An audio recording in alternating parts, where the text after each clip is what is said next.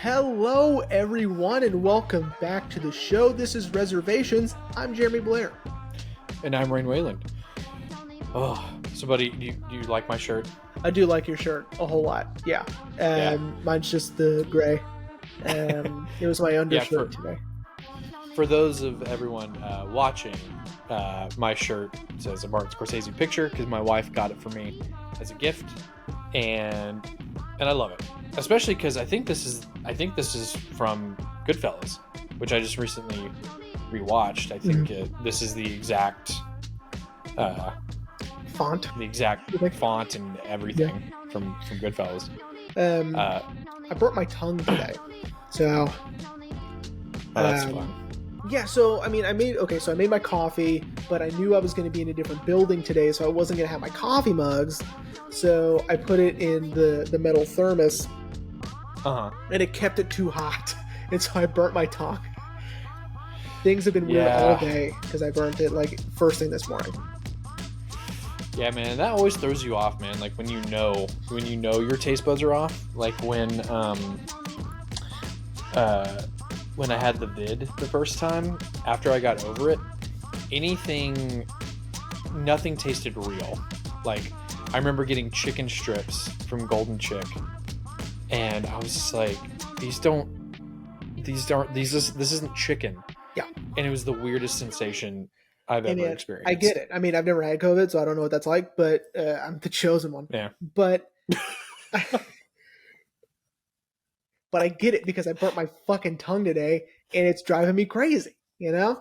I don't know.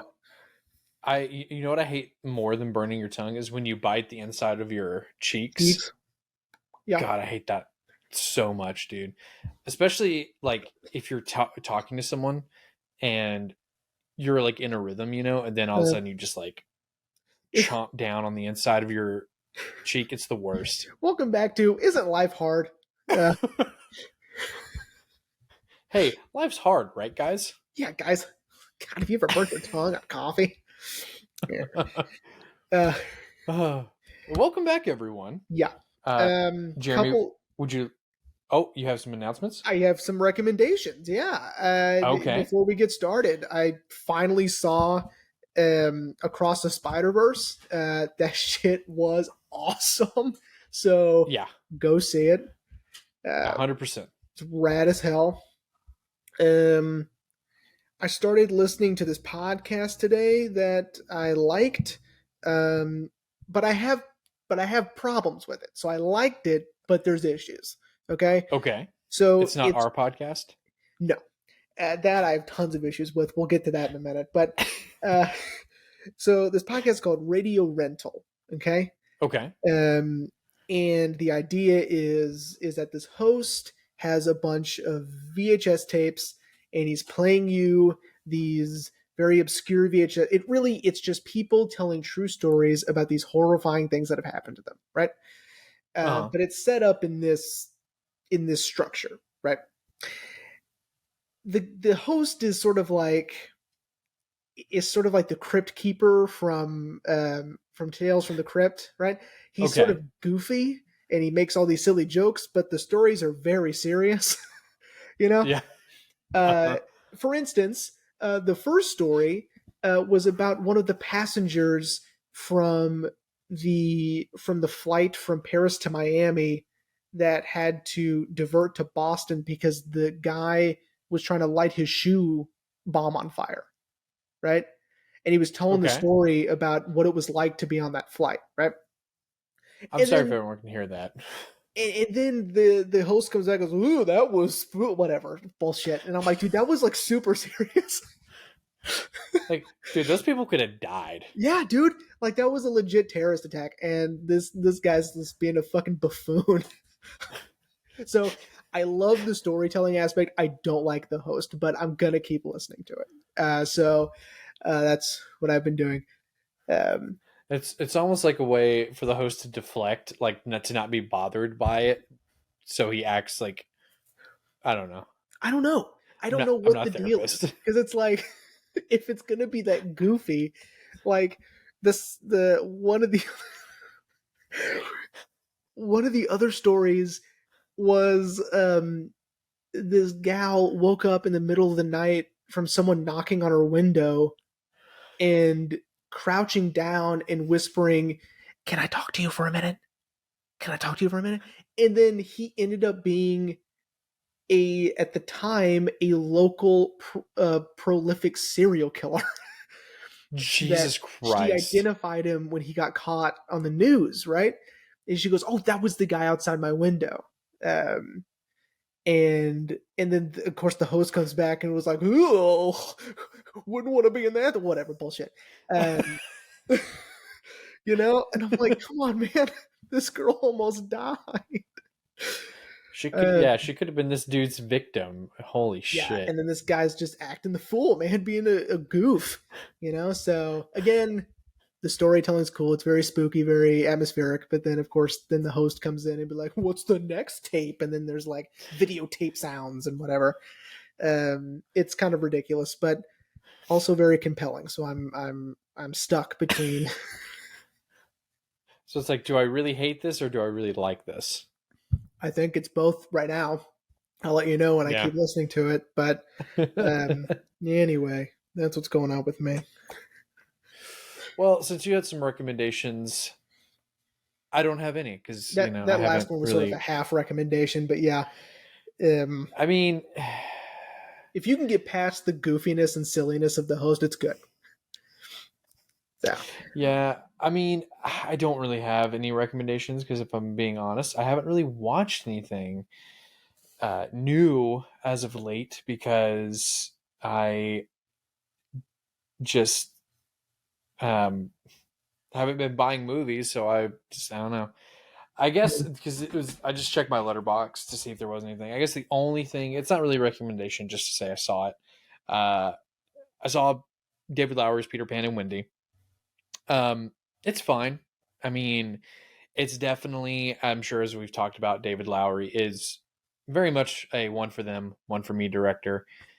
Uh, and that's not to say that he didn't have fun with it, because it definitely seemed like he really put his all into Peter Pan and Wendy. Mm. But there are scenes that are directly from the animated classic. I like how he kind of flips the script a little bit on certain things, because from what I understand, he was trying to make a true adaptation of the book rather Uh, than the movie. So that I give him credit for that. I'm like, good. He wasn't trying to do a shot for shot remake. yeah. Mainly, I think he was trying to do what he did with Peach Dragon. Like, yes, it's a remake, but I'm putting my own thing to it. Yeah, I get that. And I mean, audiences fucking hated it. Like I think it has like a terrible audience score on Rotten Tomatoes, but critics were kind of, I mean, honestly, they I don't think I'd surmised like it. I don't think I'd like it either, if I'm being honest with you. it's But like I said, yeah, the coolest thing that I really liked about it is how he flipped the story of the relationship between Peter Pan and Captain Hook. That was really cool. okay, That Captain Hook was the original Lost Boy, I see. and they were best friends. And then he went away because he missed his mom. So sad. I guess so. Um, but he got lost at sea because he didn't know how to get back. He didn't know how to get back to the real world. And then when he came back to Netherland, he was a grown man, and it's Yeah. very sad. The movie ends kind of optimistically, of Peter and him almost maybe repairing their friendship and being friends again. So that I really liked. And Jude Law was fantastic as Yeah. Captain Hook. Very kind of silly, like the animated version, but a very still scary pirate Mm-hmm. as well. But I mean, not really a recommendation. If you want to see it, cool. It's on Disney Plus. I mean, if Yeah. not, there we go. Also, before we finally get started, Haley is coming back from hanging out with a friend of hers, and so she'll come in, and so that's gonna make noise. So I'll let you guys know when that happens because it's gonna make noise, but I don't want to stop. So That's fine. it'll be fine. So okay, Rain, what are we talking about today? So today, very special day because I know you've been counting down the days till we get to do this episode. Yes. Today is, hang on, I'm checking my notes to make sure I don't get this wrong, and I had to reset my phone the other day, so it's downloading. Did you I'm just gonna update go it? for it. I'm just gonna go for it. If I get it wrong, I get it wrong, and future Rand will fix it. Today we are talking about Tim Burton's 2004 film, Big Fish. 2003. Uh, yeah, Yeah. 2003. It just updated. 2003, Big Fish. I positively love this movie. As I said last week in our tease for this episode, I think it is one of Tim's most underrated films. I think it gets slept on a lot, just because, as you said last week, it's a fantastical story while simultaneously not being a fantasy. Mm-hmm. And it's phenomenal, man. And of course, and we'll get into it, the relationship between father and son. Yeah. Of a man trying to understand his father. And it's Yeah. just, it's so good. All right. Go ahead. Okay. Make it quick. So make it quick. Synopsis. Big Fish tells the story of Will Bloom, kind of recounting his father's life. As he says in the opening narration, the way it was told to him by his father, Edward Bloom. And so the movie does this really cool thing of keeping us in the present, but also giving us flashbacks chronologically throughout Edward's life. And these stories that Edward has told all his life about the people he's met, the places he's been, the things he's seen, Will has come to resent his father because, spoiler alert, Edward is dying of cancer, and so he's near the end of his life, and Will just feels like he does not understand his father. He doesn't know him, and all he wants to do is separate the fact from fiction. But especially because he and his wife were pregnant, so he's expecting his first child, and so he, as he says, which we'll get to, I wouldn't want my son to not know me. And that is the root of this movie, is just a man trying to understand his father through the stories his father has told. And man, like you said last week, it is such a sweet story because it's based on a book. We should have mentioned that it's based on a book, and it's just like the book isn't trying to paint Edward as like an absentee father, just as a man who's lived a amazing life, essentially. And how Tim achieves that with the flashbacks, with his subtle Burtonisms here and there, it's just phenomenal. And that's Big Fish. Yeah. All right. Yeah, that's Big Fish. Okay. So yes, I love this movie very much. Okay. But there's a but. I know. But this time, when I watched it, I found myself having some different, unexpected emotions. Okay. Sorry, I moved my table. One of which being very annoyed with Edward Bloom. Okay. Really?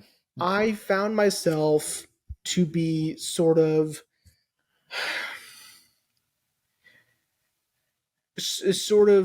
taken aback by his perfectness. Okay. There's a great scene or a great montage where we haven't met Don yet, but we keep seeing this guy always being overshadowed by Edward Bloom. Right? And we're not sure why yet. We're not sure why this guy is important or whatever. It turns out because we did meet Don once, but he was a kid. Yeah, he was a kid then. Yeah. But we don't know who this guy is in this context, right? I'm about to deconstruct it. Actually, we do know because we see his death scene, so we already know what he looks like as an adult. That's true. Anyway, I'm sorry. That's a good point. But so we're watching, and I found myself being like, "Yeah, I get it. I completely get where Don's coming from." Because, like, I, I get it. Because how much of that can you take? You know? Yeah, it's true. Yeah, he upstages him in basketball, in football, in baseball. Did I say baseball? No, I said basketball. He's taking first place in the science Mm-hmm. fair. He's just absolutely obliterating Dawn. And then, of course, the big thing, he makes a play for Dawn's fiance. And so, okay, so here's my problem. So my problem, Okay, and we'll get to the whole movie in a second, but these were my your qualms. new, yeah, my newfound opinions on Big Fish. Okay. Is that when he finds out that Don is engaged to Sandra, he says not only is Sandra engaged to someone else, but he's engaged to one of my hometown's biggest jerks. And I go, when did we establish he's a jerk? You know, nowhere. I'll tell you that nowhere did we establish that Don Price is an asshole. Okay, so what? So here's what I'm gathering from this is that he says Don's an asshole because he's getting in the way of something that he wants, and Edward Bloom has never had to work that hard at anything. So Okay. Okay. I think I think Don is an underdog. I think Don Price is an underdog and is our secretly our hero. And and and he and Edward Bloom is the villain, and he stole that girl from Don. You would be mad too if some guy kept showing up every single day at your fiance's school to woo her into marriage. I'd be mad. I know I'd be mad. Yeah, but I'd be impressed he took all the time to plant those flowers. Other than that, I would be pretty mad. well, but the other thing too is, I mean, Don doesn't have a long life anyway. Don't care. He's dead by 26 or 25. He's dead at 26 because of all of the all of the all of the physical exhaustion and exertion that Edward is putting him through. No, What you're saying is Edward killed him due to stress? Yes, that is what I'm saying. That was my only issue with this movie. It going around this time was hey now, let Don have something, right? Because Don has nothing. Oh my god. I Or what if it's like a self-fulfilling prophecy thing that, like, because he says, he says after they look into the glass eye, yeah, he wasn't old at all. yeah. So what if it was like self-fulfilling prophecy that, like, since Edward knew Don wasn't gonna live very long, he was like, I'm just gonna do the best I can then. Like, Don just stayed right there. Unbelievable. It's just ridiculous.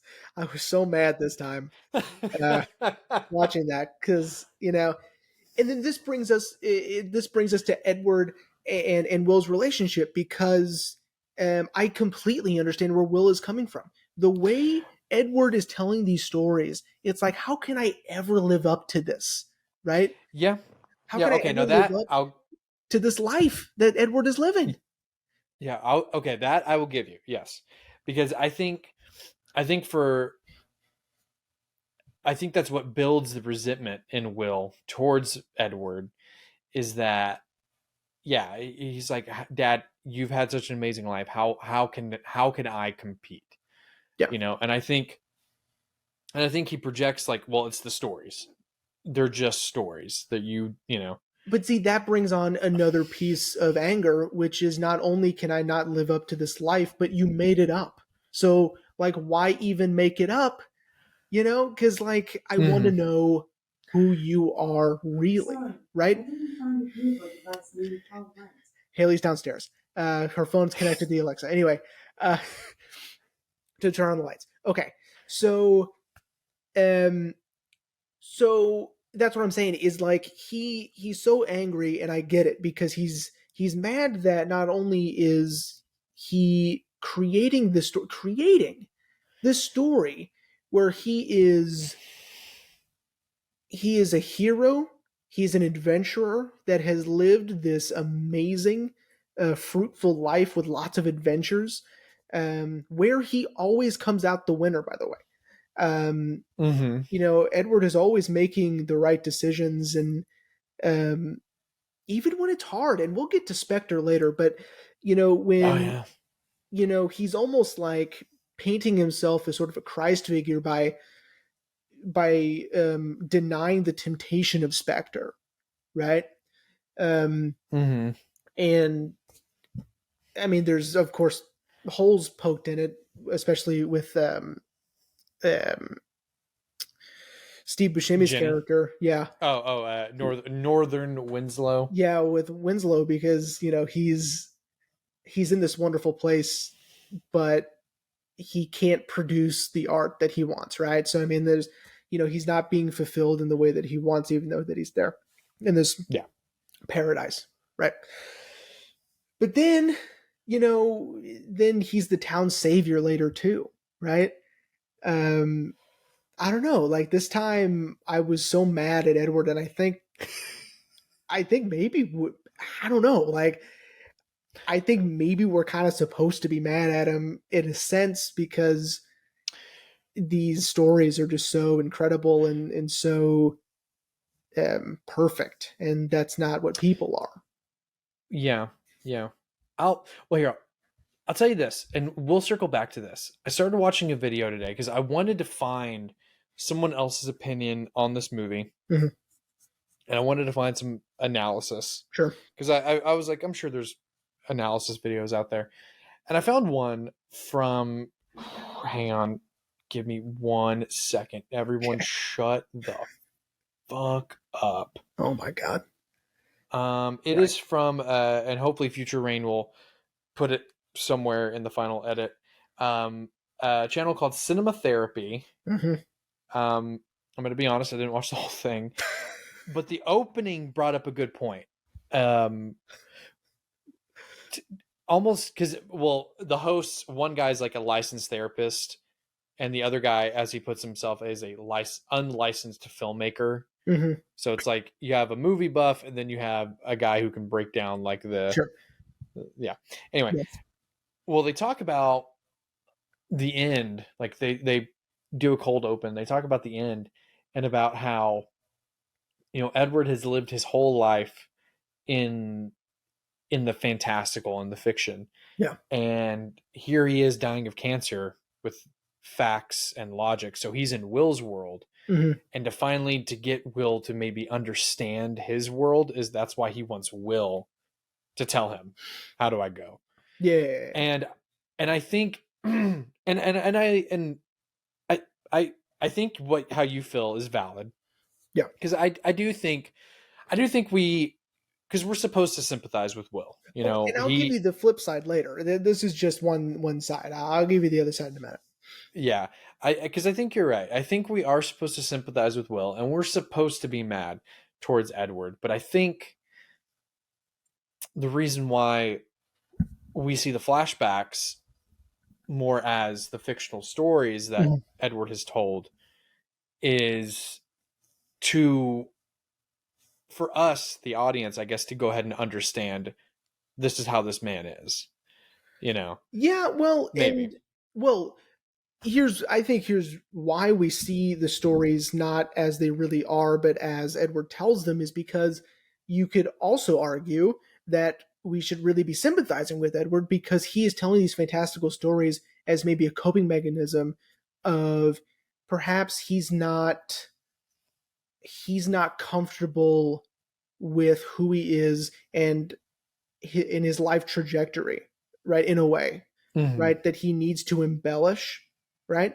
To make himself feel worthy of the life he's been given, right? Because maybe he feels as if like he hasn't deserved this wonderful wife and this son, right? And he needs Mm-hmm. to create a narrative where he is this larger than life figure that has earned it, right? Right. So there's that too, where we sympathize with Edward because he's hiding in the fiction, right? Yeah, yeah, I could give you that too, especially with how the ending works. You know, a man tells his story so many times he becomes his stories. Mm-hmm. You know, and that way he's immortal. So Edward does eventually become this larger than life uh, character, Yeah. essentially. Um, that's interesting, man. That's interesting. If I'm being perfectly honest, I wasn't expecting us to go into this like this. I was expecting us to really, because you and I are children of broken homes. I was really expecting us to focus on the father son part of it. Which we kind But of I are, mean, this is because yeah. But right, because to understand their dynamic is to understand them first, right? And so, mm-hmm. and then that would explain their relationship with each other because one is scared and or my reading of it is one is scared and ashamed and worried that he might not be deserving of his wonderful life, and so he has to embellish, and the other one is angry because he feels as if the embellishments are sort of, are a way to sort of keep his son at arm's length, right? Like, I don't need you to know Mm-hmm. everything about me. I don't need you to know exactly what I was doing when you were born, right? Right. Which hurts because it's like, but I'm your son. I should know everything about you, and Right. Right. And of course, we get sort of that a bit of that answer too when Dr. Bennett tells him, your father was away doing whatever he was doing. You were born a week early, no complications, I and think that's how the story you were born. he was selling those hands. Yeah, and yeah, and he's like, then that's how you were born. Like he's like, and as the doctor says, if I could choose between the true version or a fantastical one with a fish and a ring, I think I'd choose the fantasy. But of course, Will, thinking in terms of black and white and in logic, is like, well, no, I like your. But I agree with everything you're saying, man, 100%. Because because the movie does such an amazing job of making us understand both people, both father and son. So, are you familiar with the famous line from The Man Who Shot Liberty Valance? No. Um, it goes as follows. I quickly typed it so I can get it perfectly right. Okay. When legend becomes fact, you print the legend. You see what I'm saying? Okay. Oh, look, Haley Yeah. just came in. Uh, Hi, hon. Hello. Hi. Um. So anyway, so I think that's what we're dealing with. Also, is Okay.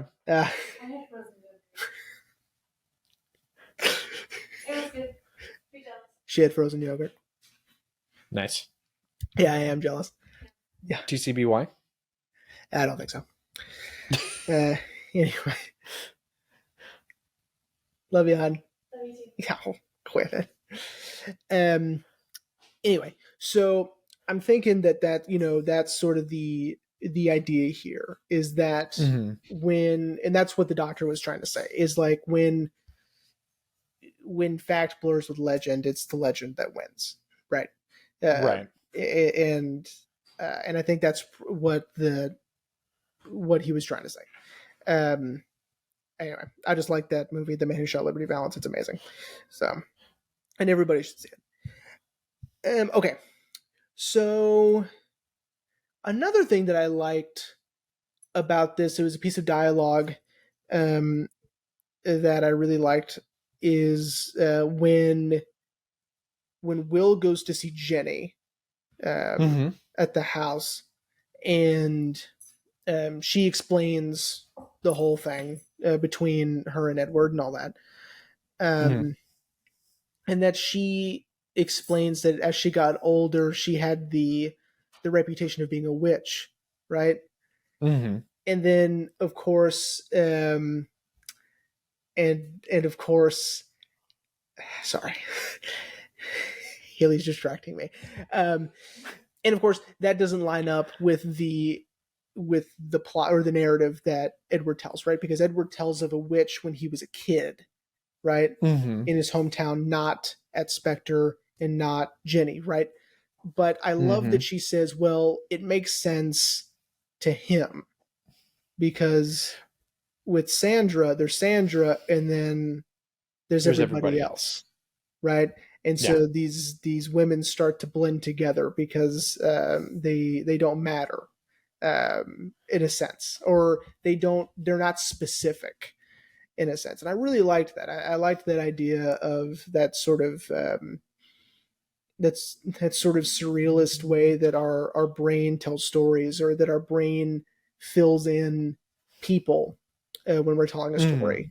Well, and of course, I love what she says, and the story ends where it began, and it's just so good.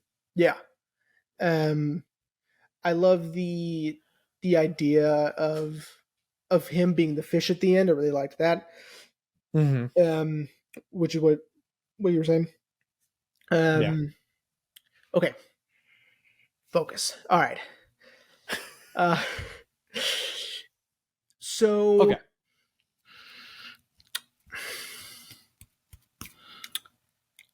All right.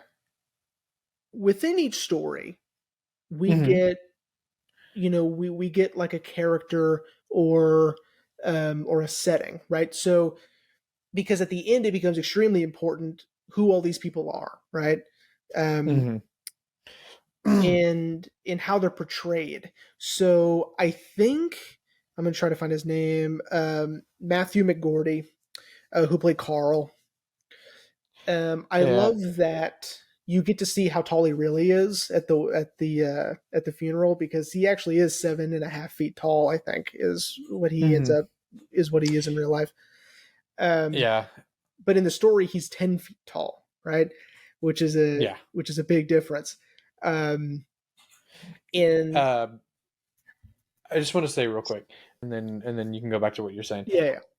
I love a lot of the shots of Carl with the forced perspective to make him bigger than he is. And my favorite one is when he's signing his contract on Mr. Soggy Bottom's back. I can't think of that actor's name, but he also played all the Oompa Loompas and Tim's version of Charlie and the Chocolate Factory. But it's like, yes. But they obviously give Matthew just a smaller piece of paper. Yeah. And I just love how his hand is just like on his back, and he's just, I love it, dude. I don't know why. It's one of my favorite practical forced perspective shots. Yeah. No, they had to do a lot of trickery to make him look bigger than he actually is, which he's big to begin with, especially next to either Deep Roy or Danny DeVito. Yeah. But I do like that at the end he's still big, he's still a very large guy. But we get his actual height in real life there, which I really like. And the twins, which is another one of my favorite shots, when Steve Buscemi walks away with one of them and the other one is still standing. And again, it's to indicate these half truths that he wasn't really lying all that much. He was just stretching the truth a bit, right? Which is so fascinating, because he's not, I don't know, he's choosing what to tell him and what to make a little more fantastical, right? And we kind of get a little bit more of that before the end with Jessica Lange playing older Sandra, which, shout out to Jessica Lange, man. She's the best.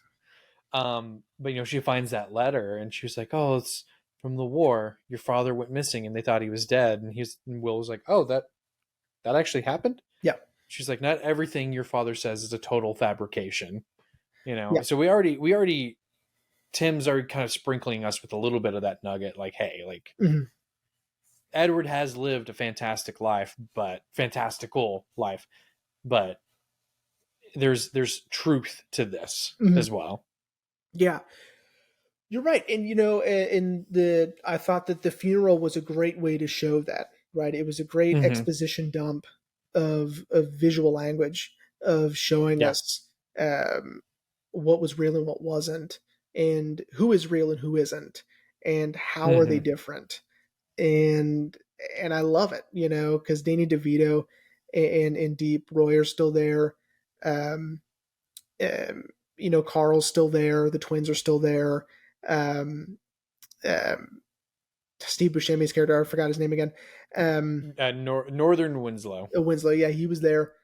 By the way, I was really hoping they would say the name of the West Texas town they were in, but I meant to look it up. Did they really shoot that in Texas? Because it looks like a West Texas town. It does, but I don't know. I didn't see. I doubt it. If I don't think they actually shot it in a West Texas town either. No, I'm sure they found somewhere. Yeah, no reason for such specificities with the location shooting. I don't think so. Okay, do yourself a favor, and if you can, for our visual audience, it's so fantastic how much Ewan McGregor and young Albert Finney look alike. I don't know if you can put them side by side or whatever, but they're identical. We'll probably do like Ewan and then Albert Finney, and then we'll fade Albert Finney to how he looked in the movie, and it's crazy how much they look alike, and so it was perfect casting. Albert Finney's and same with Jessica Lange and Alison Lohman, who plays young Sandra. Yeah, they look. They look like, yeah. And I love Albert Finney. Anything he's in, he's great. Especially if you want to watch Before the Devil Knows You're Dead. I'm sure I've talked about it on the show before, but please check that out. It's amazing. We may do it on the show eventually. But anyway, so great casting there, right? Loved that. Speaking of Albert Finney, shout out to Skyfall. That was his final movie. Was it? Yeah. Albert Finney was the best. They trained with the same dialect coach, so they would have the same accent. That's great because they have Ewan and Albert almost had the same inflection with almost the exact same words, and that's on purpose, right? Because they're supposed to, because they're the same person, right? Yeah. All right. What I have stuff in my notes, I'm sure.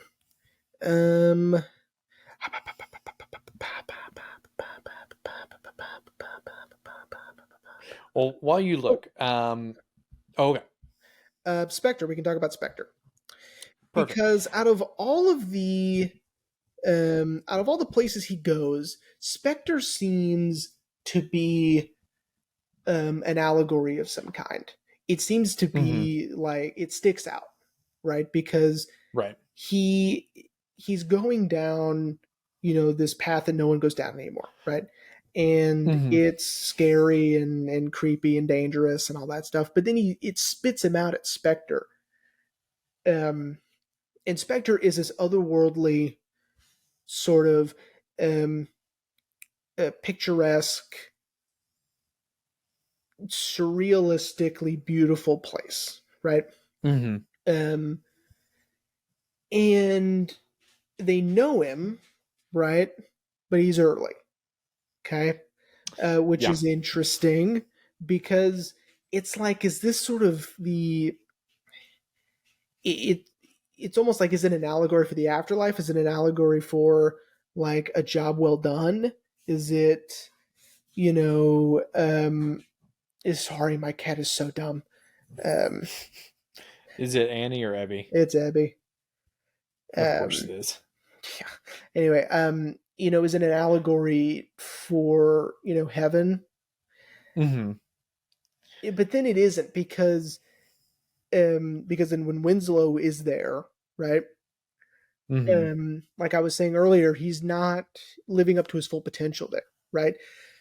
Right. Which is important because Edward seems to recognize that if he stays, he won't live up to his full potential, right? Which, in Mm-hmm. a sense, is why it's important that he's early and that he needs to leave, right? By the way, I mean Missy Pyle is incredible in this. Oh yeah. She's great in a lot of things. Oh well, and Tim, just like some of the other directors we talked about, Tim reuses her a couple of times. Yeah, Charlie and the Chocolate Factory, as Violet Beauregard's mom. yeah, And I think he uses her in another movie too. But yeah, Missy's great. yeah. And I like that he stays like a day, right? And then when he Not goes even like a day, more. Well, yeah, no, yeah, he like says he's a full day, and then he yeah, goes full day. back and Carl's just waiting for him, right? It's Yeah. almost like he wasn't gone a day. Which my point, you know. Or unless the road was that long by the time Carl reached where he gets spit out again. Maybe, although my brain seems to think that that's not what happened. Yeah. Because he leaves at Well, night, right? He mm-hmm. leaves at And night, it's but it morning. spits him out in the daytime. Yeah. So it seems to me that it's in like another plane of existence, the Spectre, until he goes back, of course. Right. Well, see, so before we get deep into talking about Spectre, that is him being early is the one thing that I've always wanted, not necessarily a clear answer on, but some sort of answer. Mm-hmm. Because, he has that list of people. Yeah. And, he's like, you're early though. Like we weren't expecting you so soon.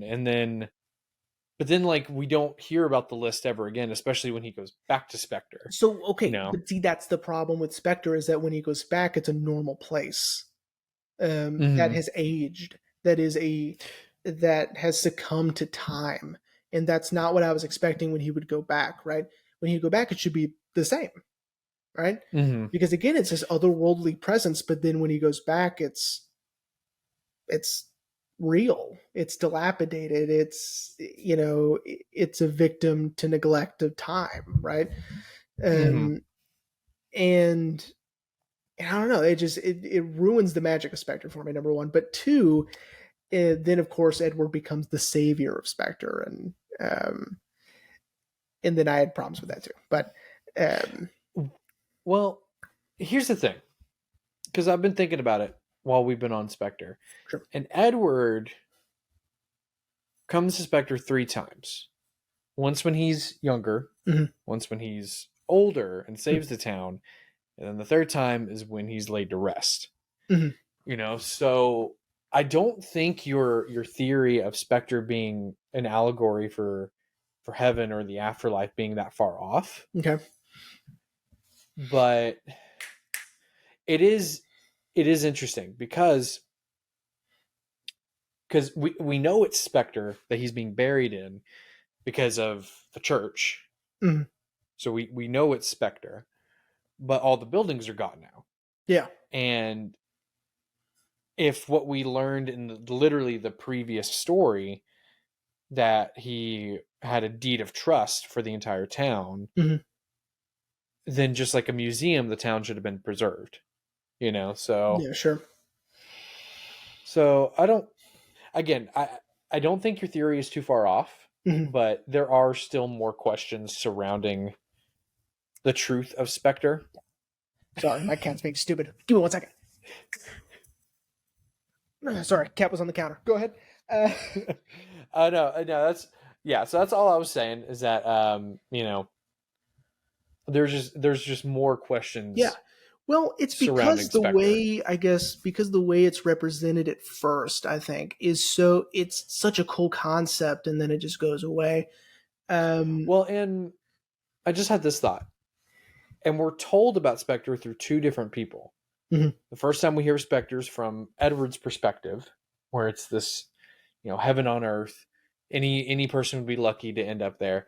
Right. And then the second time is from Ginny's perspective, after the town has been ravaged by time. That's a really good point. Okay.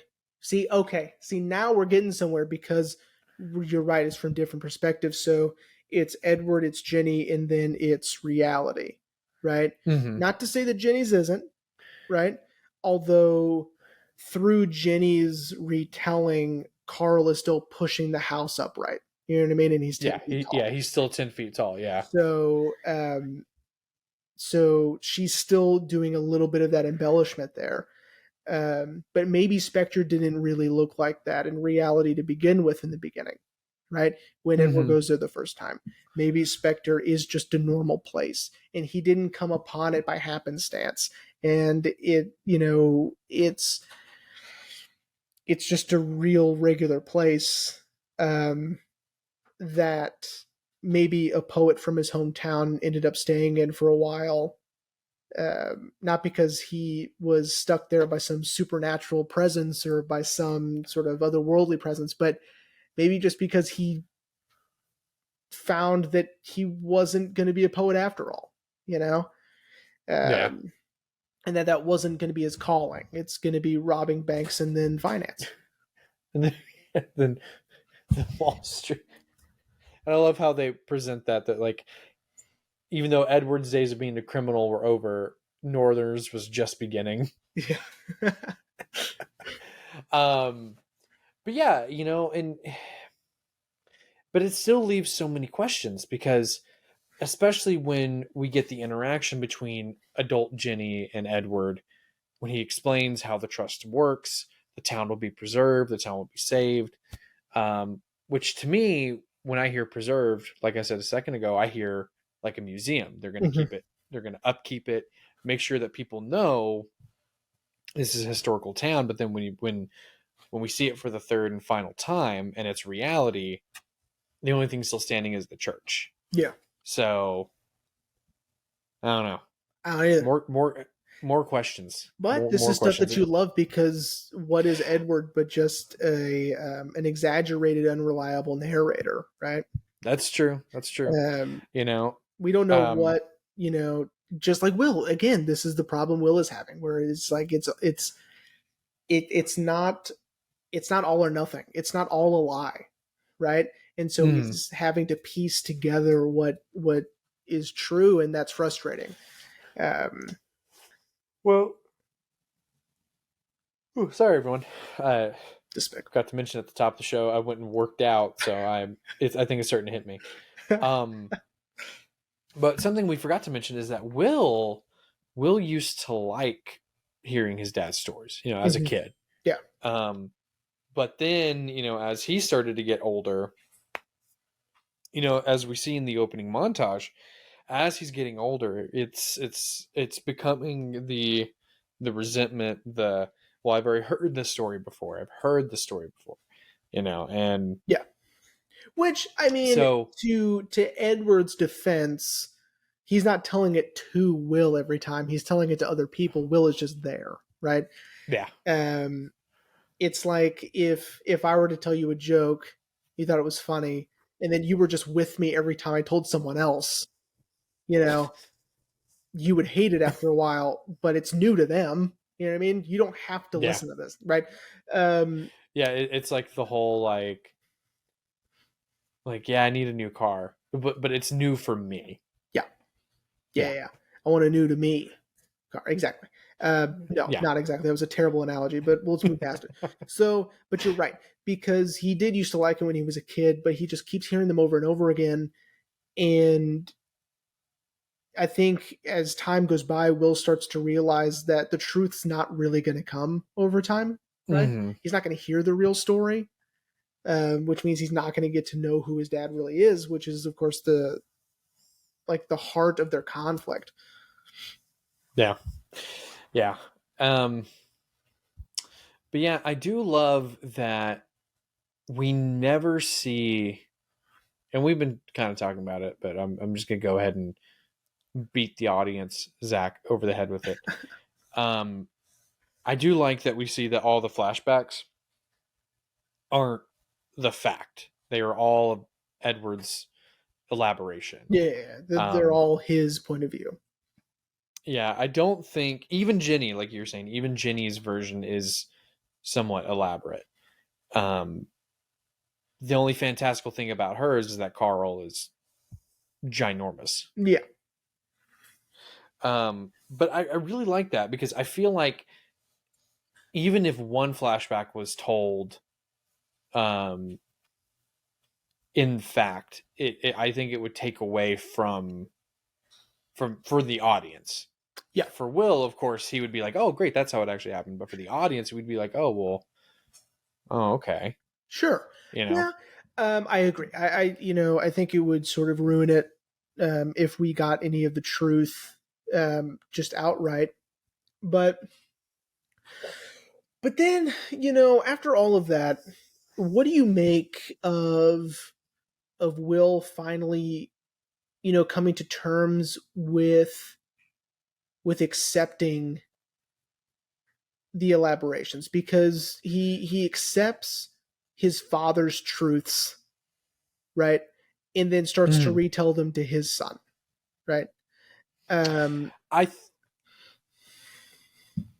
really like it because I think it's a way, because like I was saying a second ago about that video I watched, I think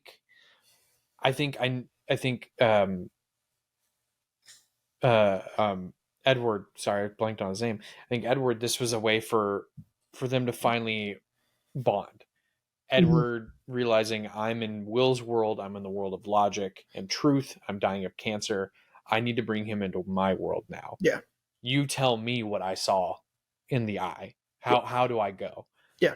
And I think it does its job of Will finally understanding his father. Yeah. This is the world my father lives in. He lives in the world of elaboration and tall tales. And I think it's great. And I think it's a way for him to still bond with his father after his father's gone. But so his son knows who his grandfather was. Yeah. Like. Yeah, I think that maybe in those moments he finally saw maybe the importance of the storytelling and the exaggeration and the fantastical aspect of the way Edward views his own life, because when faced with reality, it's not so fantastical anymore. And so to be able to finally see what Edward struggles with always, right? Which is, his philosophy is reality isn't so great, so I'm going to tell you my version of it. My version is more fantastical, right? I'm going to tell you that version instead, and it makes things seem okay. And I think once he sees that at the hospital, I think that's probably why he went ahead and goes, "I get it." Yeah, I think so, because because as we see in the present of Will interacting with his dad, like when he tries to make the comparison with his dad and an iceberg, I just love the line that Albert Finney says, like, because he's like, I'm only seeing the small part of you, Dad. And Albert Finney's like, oh, do you need to see down my nose, my throat? Just taking the piss out of him, as dads do, and but Will's like, but it's, I think that's what kind of tees off to Edward, like, okay, for Will to understand me, he needs to know what it's like in my world. And yeah, and I think, again, faced, like exactly what you just said, faced with his reality, he's scared. He knows this is his final moments. He probably doesn't want to go out knowing his son never understood me. This is the only way, in this brief little window I have, this is the only way I can get my son to understand me. Yeah, and I think Will realizes that this is who his dad really is. This is who his dad, his father really is. This is who Ed is, right? It is these stories, right? reality is almost immaterial at this point because it doesn't matter, because that's not who Edward is. Edward is these stories, right? Edward is these exaggerated experiences and not the real experiences. Yeah. And I think that just adds so much, to the film. I think, I think it still would have been a good film. I mean, if the book ended this way and then the movie then ended this way, if Edward finally got what he wanted, if Will got what he wanted and separated fact from fiction, mm-hmm. and then understood his dad, I don't think the ending would have been as impactful. I think this has had to be the only way for Will to truly understand his dad, is for him to tell his dad, this is how you go. And for him to finally accept, like, my dad is his stories. Mm-hmm. And and I think that makes much more a more dramatic ending. I agree. Yeah. Wow, look at that. We did it. Well, buddy, are you ready to wrap up? Yeah. Yeah, it was great. Like I remembered, right? Except for the, all me being mad at anything. Fucking Don Price, man. Like, that dude got a bad rap. Well, I mean, at least he died. At least he died looking at a Playboy. Sure. Yeah, I guess there's silver linings, I suppose. Yeah,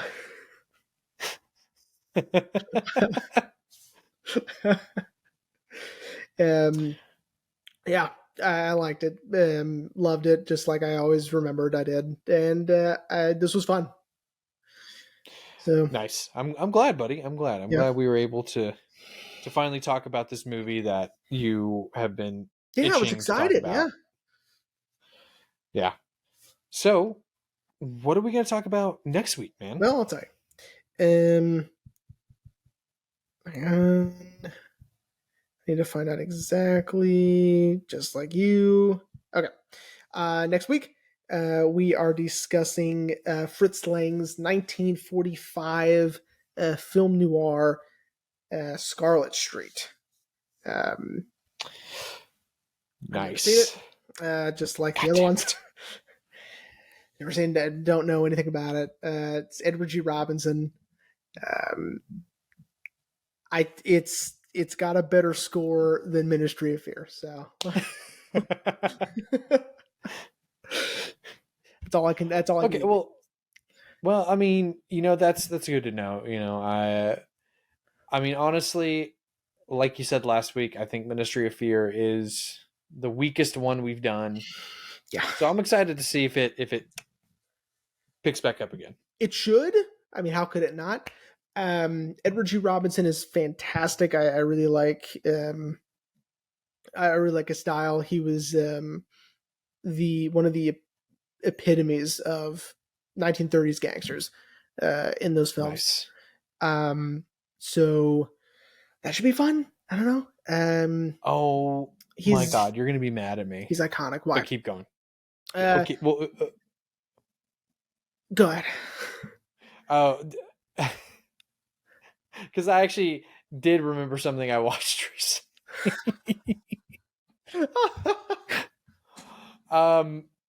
Yeah, go ahead and plug it now. Who cares? Plug it now. Oh God, at the end of the show. Jesus. Okay, if you've made it this far, Zach, I doubt it. If anyone has made it this far, should have been at the top of the show.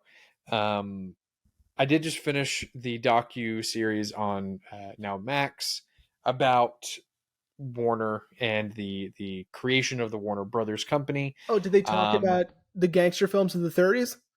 Yes, that's like all they really talked about in episode 1. There it is. Edward G. Robinson and James Cagney. It's great. It's cool. I'm not going to talk a lot about it because we're closing up the show.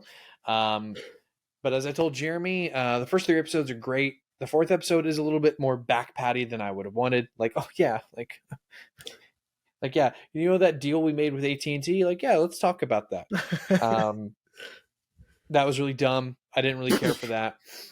But the best part about episode 4 is they got Christopher Nolan to swallow his pride to come in and be a talking head to talk about the Batman trilogy, Inception, Interstellar, all that great stuff. Mm-hmm. So Interstellar's Paramount, but I understand what you mean. No, Interstellar was. They talked about Interstellar. Well, that's weird because it's Paramount. So, not that it matters. Are you sure? Yes. Are you positive? Yes. Are you positive? Dude, positive it's Paramount.